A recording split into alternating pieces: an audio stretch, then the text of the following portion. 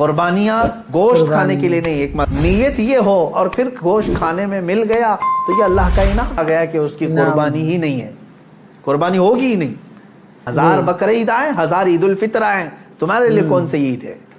کوئی گل باقی رہے گا نہ چمن رہ جائے گا، بس رسول اللہ کا دین حسن رہ جائے گا۔ معزز سامعین اکرام، السلام علیکم ورحمۃ اللہ وبرکاتہ۔ میرے دوستوں اور بزرگوں، دین اسلام کو پھیلانے کے لیے بہت سارے علماء، مفتی کرام دین اسلام کی خاطر جانے جی ہیں، تب جا کے یہ دین اسلام ہم سب ایمان والوں کو ملا ہے۔ اللہ ایک ہے، تنہا ہے، اکیلا ہے، اللہ کے علاوہ کوئی عبادت کے لائق نہیں۔ یہ سب بتانے کے لیے، دین اسلام لوگوں تک پھیلانے کے لیے بہت سارے اللہ کے نبی جانے تک دی ہے۔ دوستو، آپ لوگ جانتے ہیں یہ مہینہ عید الاضحیٰ کا مہینہ چل رہا ہے، یعنی قربانی کا مہینہ ہے۔ تو بنے رہیے اس ویڈیو میں۔ اس ویڈیو میں بہت سارے نبیوں کے قصے اور علم سیکھنے کو ملے گا۔ یہ ویڈیو مفتی سلمان اظہری صاحب کا ہے، تو آئیے ہم اور آپ مل کر محبت بھری انداز میں اس ویڈیو کو دیکھ لیتے ہیں۔ دعا کرنا ترک نہ کریں۔ حضرت ابراہیم علیہ السلام کی دعا قرآن پاک میں موجود ہے، آپ یہی دعا کرتے تھے، رب ہب لی من الصالحین، اے اللہ مجھے صالح اولاد عطا فرما، صالحین میں سے مجھے نسل عطا فرما، نسل عطا فرما۔ حضرت ابراہیم علیہ الصلوۃ والتسلیم کی اس دعا کو قرآن پاک میں بھی آپ تلاوت میں پائیں گے۔ حضرت ابراہیم علیہ الصلوۃ والتسلیم کی اس دعا کو اللہ تبارک و تعالیٰ نے قبول فرمایا، بے شک۔ اور پھر اللہ تعالیٰ نے ارشاد فرمایا کہ ہم تمہیں ایک بیٹا عطا کرتے ہیں۔ وہ کیسے معاملات ہوئے یہ بھی دیکھیے۔ حضرت ہاجرہ حضرت ابراہیم علیہ السلام کی اہلیہ، وہ گھر میں موجود ہیں، کچھ فرشتے آئے ہیں اور فرشتوں نے آ کر کے بشارت دی کہ اللہ تبارک و تعالیٰ تمہیں بیٹے سے نوازنے والا ہے۔ تو وہ کہنے لگی کہ میں اتنی بوڑھی ہو گئی ہوں، ان کی خود کی عمر 90 سال کے اوپر کی تھی، کہا اتنی بوڑھی ہو گئی ہوں، کیا مجھے بچہ ہو سکتا ہے؟ فرشتوں نے کہا ہاں، اللہ تبارک و تعالیٰ جو غالب حکمت والا ہے وہ چاہے تو ہو سکتا ہے۔ بے شک، سبحان اللہ۔ تو پھر اللہ تبارک و تعالیٰ نے یہ بشارت دی اور بڑھاپے میں حضرت ابراہیم علیہ السلام کو بیٹے کی بشارت سے نوازا، اور اس کے بعد حضرت اسماعیل علیہ السلام کی ولادت ہوئی۔ چند دنوں کے بعد، چند سالوں کے بعد حضرت سارہ سے حضرت ابراہیم علیہ السلام کو دوسرے بیٹے بھی ہوئے، حضرت اسحاق علیہ السلام، یعنی اسی عمر میں۔ اور یہ وہ لوگ ہیں، یہ 2 بیٹے ایسی عمر میں ہوئے۔ اب یہاں بتاتا ہوں میں آپ کو صبر کا اور استقامت کا پھل کتنا عظیم ہوتا ہے۔ 100 سال تک ابراہیم علیہ السلام صبر کرتے رہے اولاد کو، اور اس کے بعد اللہ نے اولاد دیا، 2 بیٹے دیے، ایک اسماعیل علیہ السلام اور دوسرے اسحاق علیہ السلام۔ ان دونوں نبیوں کے بارے میں اگر میں آپ کو بتاؤں، اسحاق علیہ السلام وہ نبی ہیں، حضرت ابراہیم علیہ السلام کے وہ بیٹے ہیں جن کو اللہ نے نبی بھی بنایا، اور ان کی نسل میں 30,000 سے زیادہ نبی پیدا کیے، سبحان اللہ۔ تقریباً بنی اسرائیل پوری نسل جو ہے وہ اسحاق علیہ السلام کی نسل ہے۔ اسحاق علیہ السلام کے بیٹے یعقوب علیہ السلام، یعقوب علیہ السلام کے بیٹے یوسف علیہ السلام، یہاں سے پوری بنی اسرائیل چلی، اس میں ہزاروں نبی آئے۔ ہمارے نبی ابراہیم علیہ السلام کو ایک بیٹے اسحاق علیہ السلام کی نسل میں سارے نبی عطا کیے، اور دوسرا بیٹا جو اسماعیل علیہ السلام عطا کیے، ان کی نسل میں تو سید الانبیاء حضور صلی اللہ علیہ وسلم عطا ہے، محمد رسول اللہ صلی اللہ علیہ وسلم علیہ افضل التحیت و اکمل التسلیمات۔ تو یہ حضرت ابراہیم علیہ السلام کی دعا کا نتیجہ تھا، اور صبر اور استقامت کا۔ آج جو مجھے پیغام دینا تھا وہ یہی ہے، میں نے آیت کریمہ بھی خطبے میں یہی پڑھی۔ بے شک وہ لوگ جنہوں نے یہ کہا اللہ ہمارا رب ہے، ان الذین قالوا ربنا اللہ، بے شک وہ لوگ جنہوں نے کہا اللہ ہمارا رب ہے، ثم استقاموا، پھر اس پر جم گئے، یہ ہے استقامت۔ استقامت کہتے ہیں ڈٹے رہنا، جمے رہنا۔ جمے اب رہنا۔ اس کے متعلق جو قرآن کہتا ہے تتنزل علیہم الملائکہ، ان پر اللہ تعالیٰ فرشتے اتارتا ہے۔ سبحان کیا اللہ۔ کہتے ہوئے آتے ہیں فرشتے؟ اللہ تخافوا ولا تحزنوا، گھبراؤ مت، ڈرو مت، ہم تمہیں وہ بشارت دینے آئے ہیں جس جنت کا اللہ نے تم سے وعدہ کیا ہے۔ وعدہ کیا۔ تھوڑے دن اور باقی رہو، تھوڑے دن اور جمے رہو، اور ڈٹے رہو۔ یہ استقامت کرتا ہے بندہ، استقامت پر فائز ہوتا ہے تو فرشتے اس کی مدد کے لیے اترتے ہیں۔ ہاں اتنا ہے کہ ہلا دیے جائیں گے، تمہاری خواہشات کے خلاف معاملات آئیں گے، تمہارے نفس کے خلاف معاملات آئیں گے، اسی پر جمے رہنے کا نام استقامت ہے۔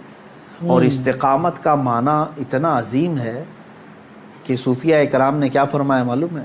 الاستقامت فوق الکرامت، عربی میں فرمایا استقامت جو ہے یہ کرامت سے بھی بڑھ کر کے ہے۔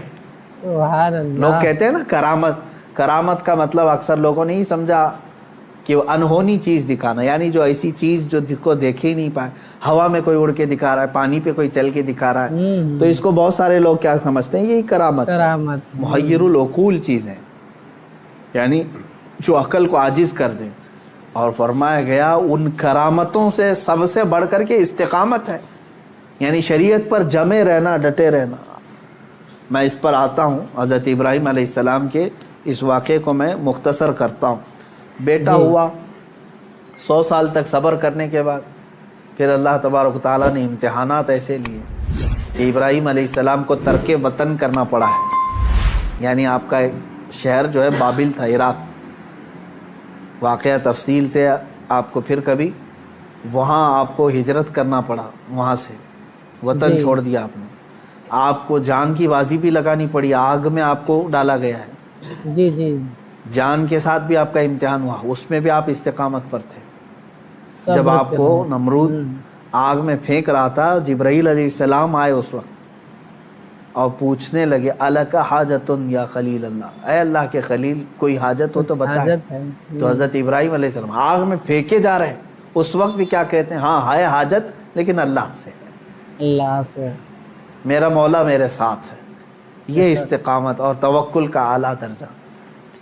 تیسرا جو ہوا آپ کے ساتھ وہ اولاد، اور آپ کو یہ بھی میں بتا دوں کہ اب اولاد دیا اللہ تعالیٰ نے، پھر حکم یہ فرمایا، خواب میں حضرت ابراہیم علیہ السلام کو یہ کہا گیا کہ آپ اپنے بیٹے کی قربانی دیں اللہ کی بارگاہ۔ لیکن ابراہیم علیہ السلام نے خواب میں دیکھا تو اس کے بدلے میں آپ نے جانتے ہیں تقریباً آپ نے 100 اونٹوں کو ذبح کر دیا، اونٹ ذبح کیے۔ شاید اس خواب کی تعبیر یہ ہو۔ دوسرے دن پھر خواب وہی آیا، پھر آپ نے ذبح کیے۔ تیسرے دن پھر خواب آیا، تب آپ نے یقین کے ساتھ یہ فرمایا کہ مجھے میرے بیٹے اسماعیل کی ہی قربانی کا حکم دیا، قربانی ہی دینا ہے۔ پھر حضرت ابراہیم علیہ السلام، یعنی اونٹوں کے ذبح کرنے میں مال بھی تو کتنا قربان ہوا۔ تو اب میں جو بتانا چاہ رہا ہوں، اب وہ آخری بات سنیں۔ اسماعیل علیہ السلام کو بلایا اپنے قریب، جب ابھی حضرت اسماعیل علیہ السلام کی عمر پاک شباب کو نہیں پہنچی تھی، جوانی کے قریب آ رہی تھی، بلا کر کے کہنے لگے کہ انی ارا فی المنام انی اذبحک، اے اسماعیل میں نے خواب میں دیکھا ہے اور اللہ کا حکم یہ پایا ہے کہ میں تمہیں ذبح کر رہا ہوں، تم کیا کہتے ہو؟ حضرت اسماعیل علیہ السلام نے کیا کہا؟ یا ابت افعل ما تؤمر ستجدنی انشاءاللہ من الصابرین، اے میرے والد گرامی آپ کو جس بات کا حکم دیا گیا ہے وہ کر جائیے، آپ انشاءاللہ آپ مجھے صبر کرنے والا پائیں گے۔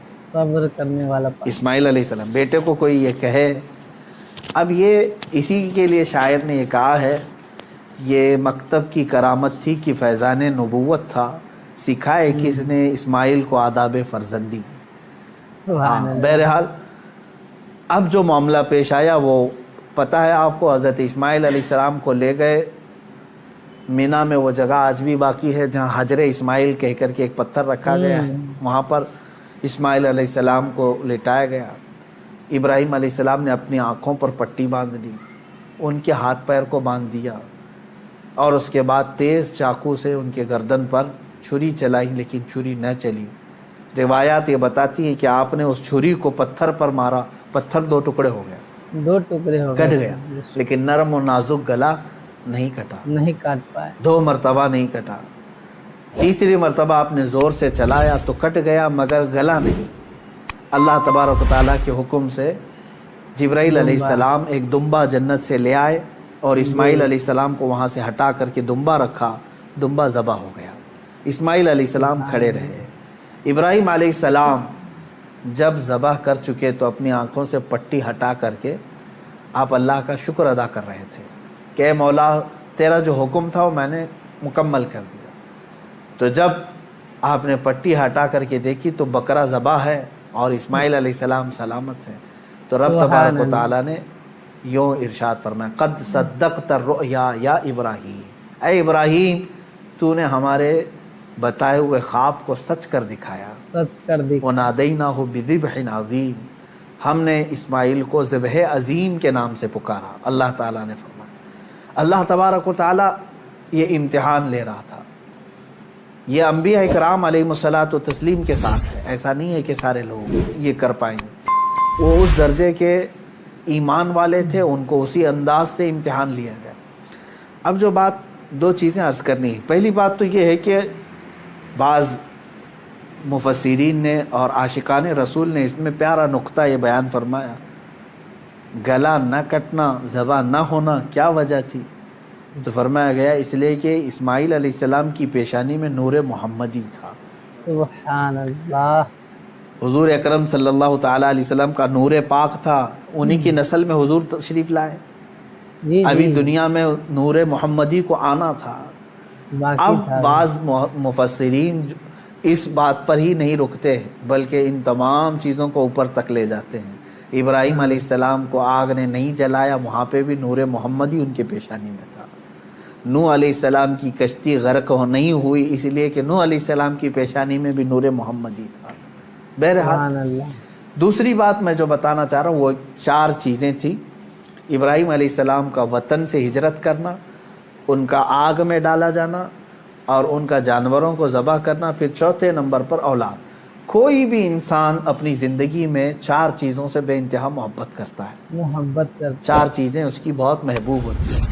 जी। पहली चीज़ उसका वतन, जहाँ पर पैदा हुआ, जहाँ रह रहा है, उससे वो मोहब्बत करता है। दूसरी चीज़ वो अपने माल से मोहब्बत करता है। तीसरी चीज़ वो अपनी औलाद से मोहब्बत करता है। चौथी चीज़ वो अपनी जान से मोहब्बत करता है।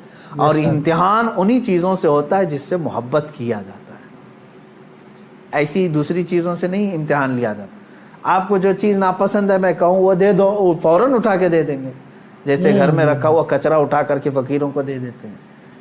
हाँ, इम्तिहान तो उस वक्त होगा जो अपने मज़े की और पसंदीदा चीज़ आप बना रहे थे और फिर आपको कहा गया इसमें से दे दो, तब मुश्किल हो जाता है। हाँ, जो दे दिया और फिर वो इम्तिहान में कामयाब हुआ, अपनी पसंदीदा चीज़। इब्राहीम अलैहिस्सलाम से जो इम्तिहानात लिए गए वो 4 महबूब चीज़ों से इम्तिहान लिए गए और अब 4 इम्तिहानात में साबित कदम रहे। आपने वतन भी तर्क किया, जान भी जोखिम में डाली, औलाद भी और अपना माल भी। फिर अल्लाह तबारक व तआला ने उस अजीम मकाम पर आपको फाइज फरमाया जो हज़रत इब्राहीम अलैहिस्सलाम को आज भी क्या लक़ब है मालूम? अबुल अंबिया कहा जाता है। अबुल अंबिया यानी नबियों के बाप हैं। अब अजीज़ान गिरामी, इन वाक़यात में मेरे सुनाने का मकसद ये था कि हमारे बच्चों तक ये वाक़या पहुँच जाए तफसील से, फिर आप अपने घरों में अपनी औलाद को सुनाएं ज़रूर। लेकिन इस पूरे वाक़े से एक जो जज्बा मिलता है वो है इस्तिकामत का। यही मेरा मैसेज है आज का, यही मैं पैगाम देना चाहता हूँ। किसी बात पर जमे रहना, डटे रहना, ये अंबिया की सुन्नत है। हाँ, हिला दिए जाएंगे, तुम्हें तकलीफ़ में डाला जाएगा, लेकिन जमे रहोगे तो उसी तरह के इनामात की बारिशें भी होंगी। आपको पता है हज़रत बिलाल हबशी रज़ियल्लाहु ताला अन्हु को जब मक्का वाले जंजीरों में जकड़ते थे या फिर रस्सी बांध करके मक्का की गलियों में खींचते थे, सहाबा इकराम हुजूर सल्लल्लाहु अलैहि वसल्लम की बारगाह में तशरीफ़ लाए, अर्ज़ करने लगे, या रसूल अल्लाह सल्लल्लाहु अलैहि वसल्लम, क्या हम हक़ पर नहीं हैं? हुजूर ने फरमाया, क्यों नहीं? कहा, फिर क्यों हमें इतनी तकलीफ़ दी जाती है?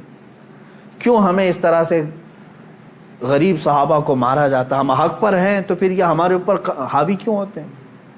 آپ سنیں، بہت سارے لوگوں کا آج بھی سوال یہی ہے کہ آج ہم اتنی بڑی تعداد میں ہیں، ہم ہی خدا کی عبادت کرتے ہیں، ہم ہی رسول پاک کی رسالت کا اقرار کرتے ہیں، قرآن کے قاری ہم ہیں، اذان کے دینے والے ہم ہیں، نمازوں کے قائم کرنے والے ہم، تکلیف ہم ہی کو سب سے زیادہ ہے، مارے جا رہے ہیں ہم ہی سب سے زیادہ آج دنیا میں۔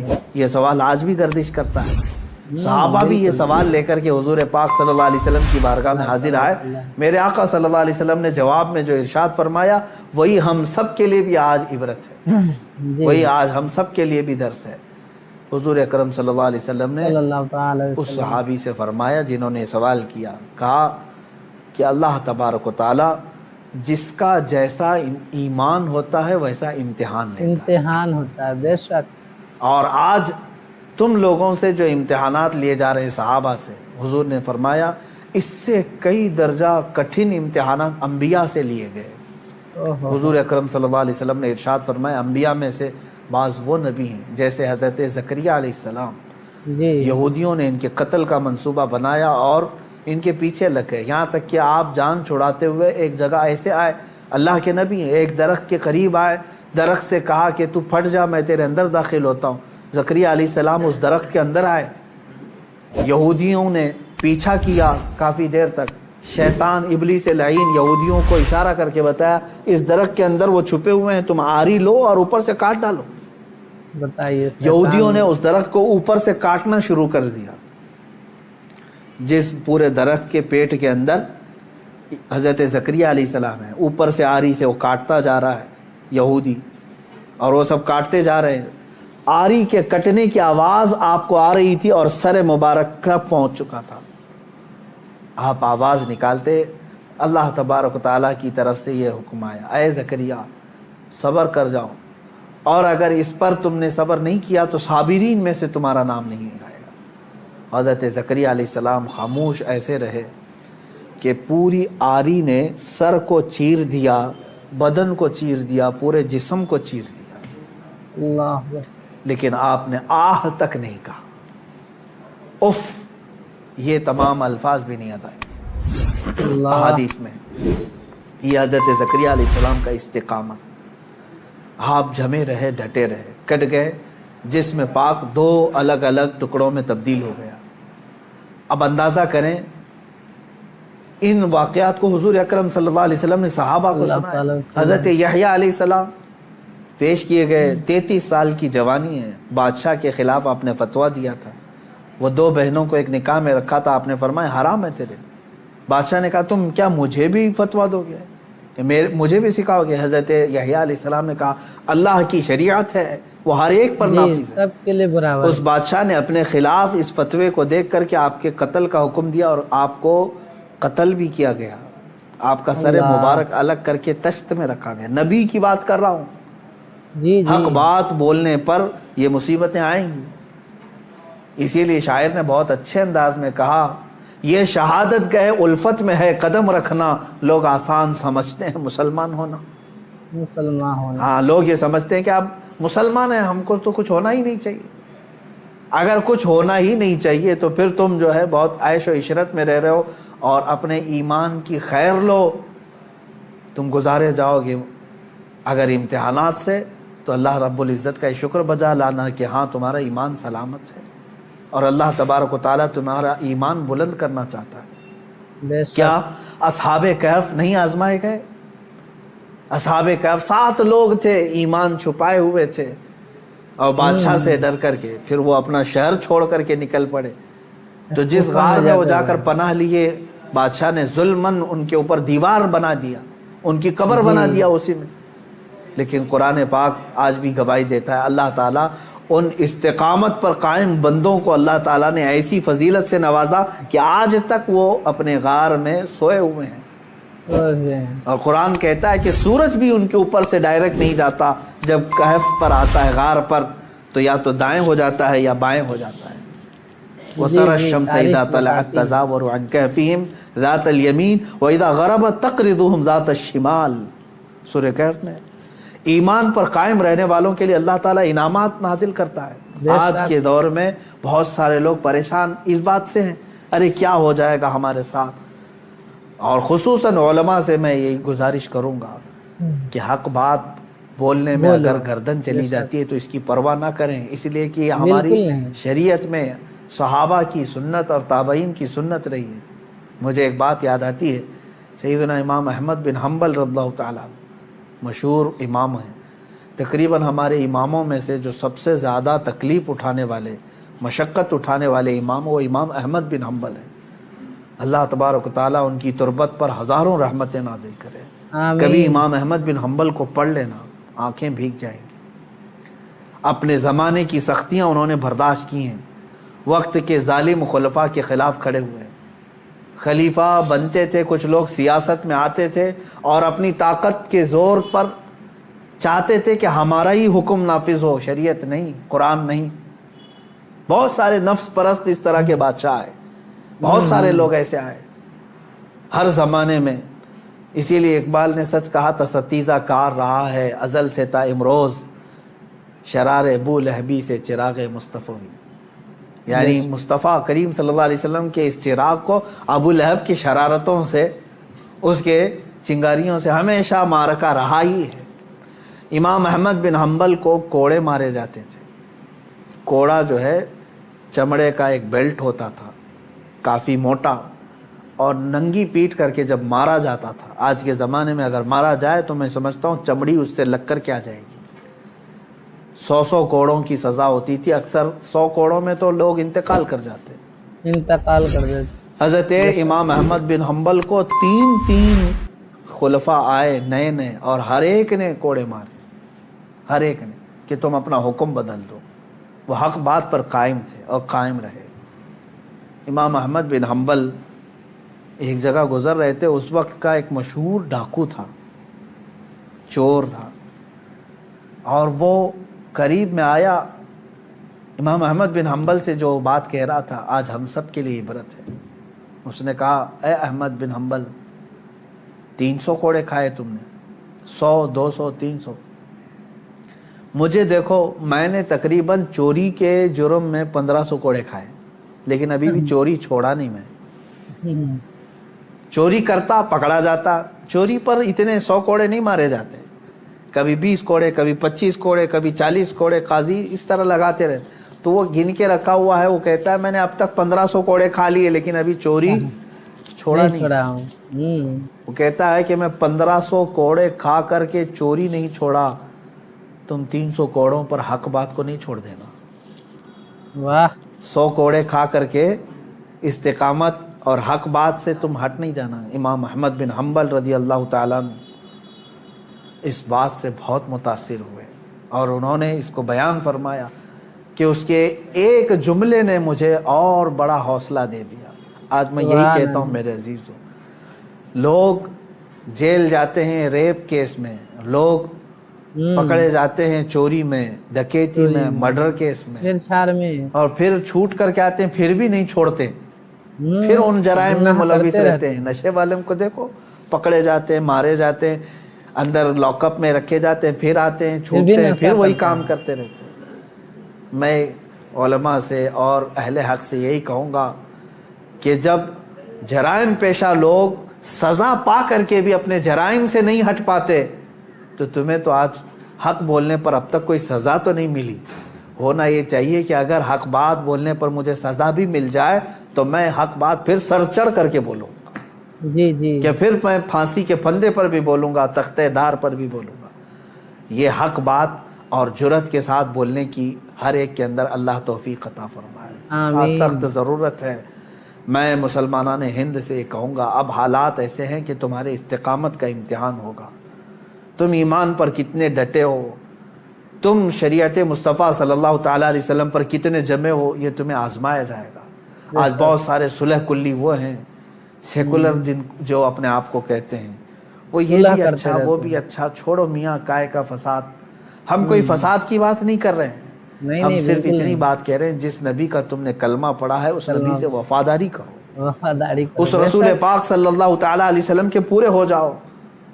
تم اپنے ماں باپ کے خلاف گالیاں سننا نہیں چاہتے اور حضور پاک صلی اللہ علیہ وسلم پر گالیاں دی جاتی ہیں، تب تم کہتے ہو نہیں یہ سیکولر چیز ہے، سیکولرزم، سب چلتا ہے، معاذ اللہ رب العالمین۔ معاذ اللہ۔ ایسی سیکولر بھاڑ میں جائے، اور ایسی سیکولرزم سے ہم پناہ مانگتے ہیں، اللہ کی پناہ، ایسی منافقت سے جس میں بندے کا ضمیر اور اس کا ایمان ختم ہو جاتا ہے۔ اے میرے عزیزو، استقامت کو سیکھو اور اس پر قائم رہو، جمے رہو۔ صحابہ اکرام کی تاریخ پڑھو گے، تابعین، اولیاء کاملین کی تاریخ پڑھو گے، تمہیں پتہ چلے گا۔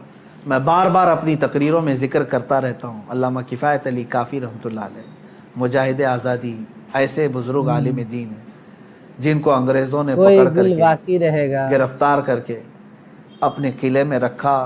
تقریباً 7 دن تک آپ کے جسم پر گرم استری پھیرتے تھے، اللہ، گرم کر کے استری کو، پریس جو ہوتی ہے اس کو جسم پر پھیرتے تھے، چمڑی جل جاتی تھی، اور جب رات کا وقت ہوتا تھا تو ان جلی ہوئی چمڑیوں پر وہ انگریز نمک چھڑکتے تھے، اللہ اکبر، جسم پر نمک مارتے تھے، اور اس کے باوجود اتنے پر کم نہیں، اسی کافی رحمت اللہ علیہ کو بھرے چوک پر بازار میں پھانسی کے پھندے پر انہوں نے لٹکایا۔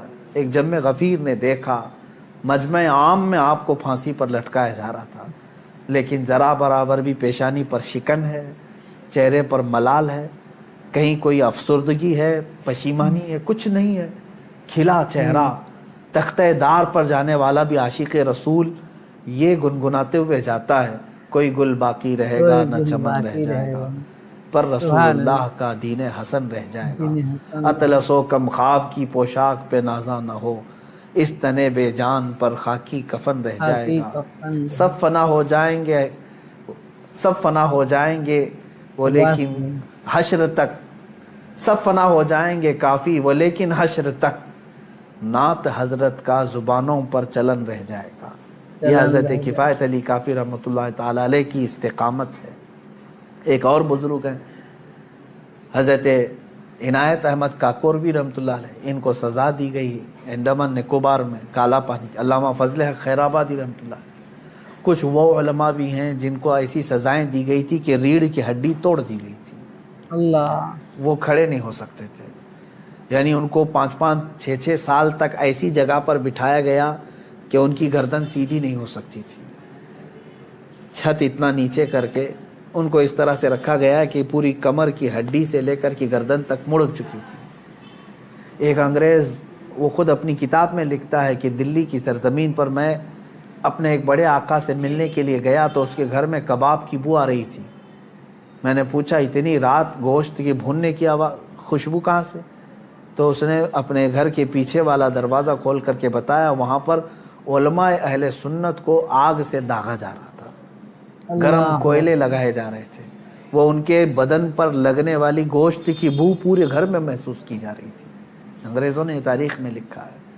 میرے عزیزو، ان تمام حالات کو بھی فیس کیا ہمارے علماء اہل سنت نے، لیکن وہ ٹس سے مس نہیں ہوئے، اپنا دین نہیں بیچا، اپنے ایمان کا سودا نہیں کیا، نہ جا کر کے گستاخان رسول کے پیروں میں ان کی دھوتیوں میں چھپ کر بیٹھے رہے، نہ مال لے کر کے انہوں نے اپنے دین کا سودا کیا۔ آج بھی جس کی غیرت زندہ ہے، جس کا ضمیر جاگ رہا ہے، میں ان سے کہوں گا کہ اس قربانی میں آپ یہ محسوس کریں کہ اس قربانی کا سب سے بڑا میسج استقامت ہے، دین پر قائم رہنا۔ اللہ تبارک و تعالیٰ بڑے سے بڑے امتحانات اگر لے، اس پر ثابت قدم رہنے کی دعا بھی اسی سے مانگے۔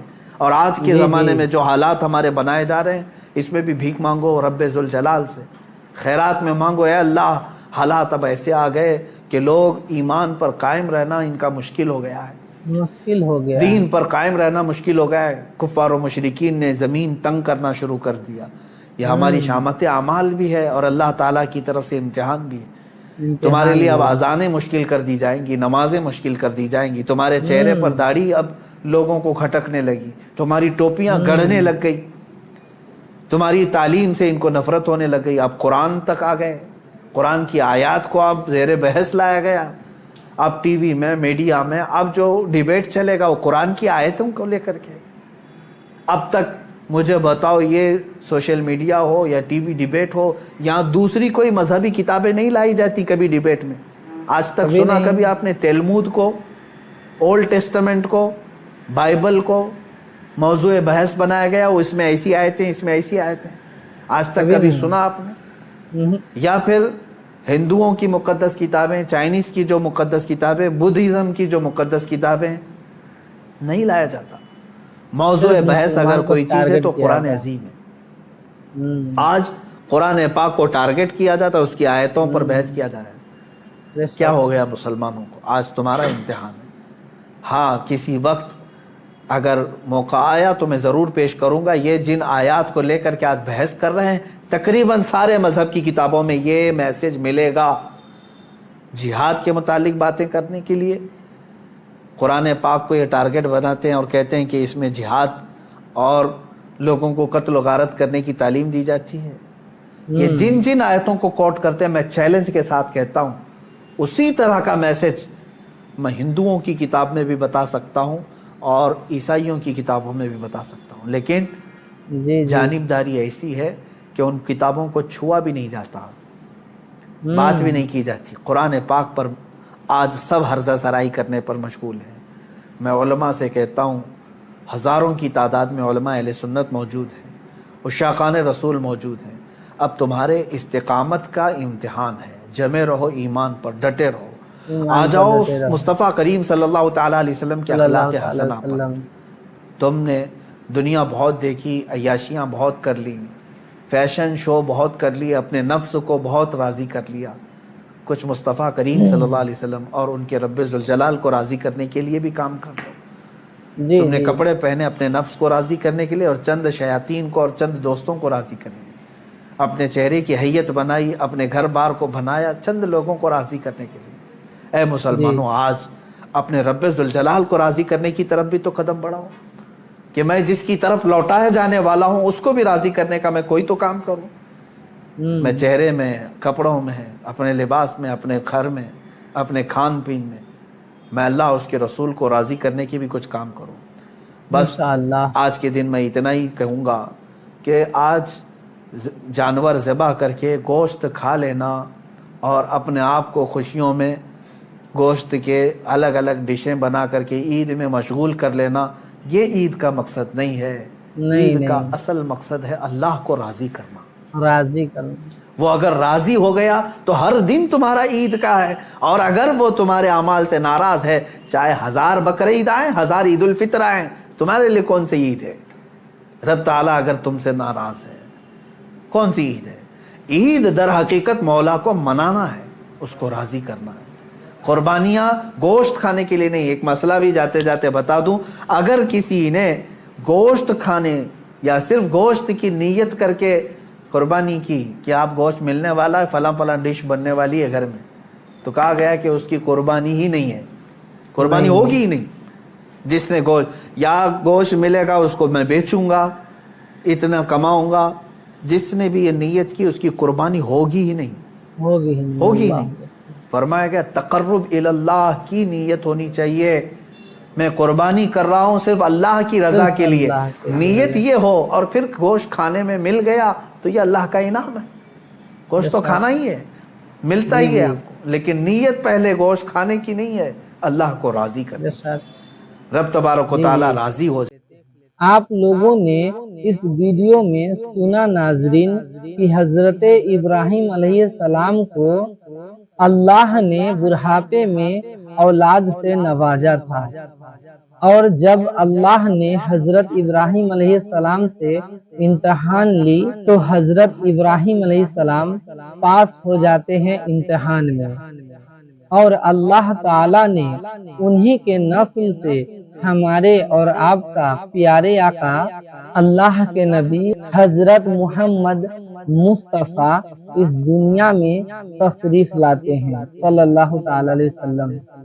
हम ये उम्मीद करते हैं नाजरीन कि ये वीडियो आप लोगों को बहुत ही पसंद आई होगी। अगर पसंद आई है तो हमारे इस चैनल को सब्सक्राइब कर लीजिए और वीडियो को लाइक कर दीजिए। हम फिर आप लोगों के लिए इसी तरह का मालूमात वाली वीडियो लेकर आते रहेंगे।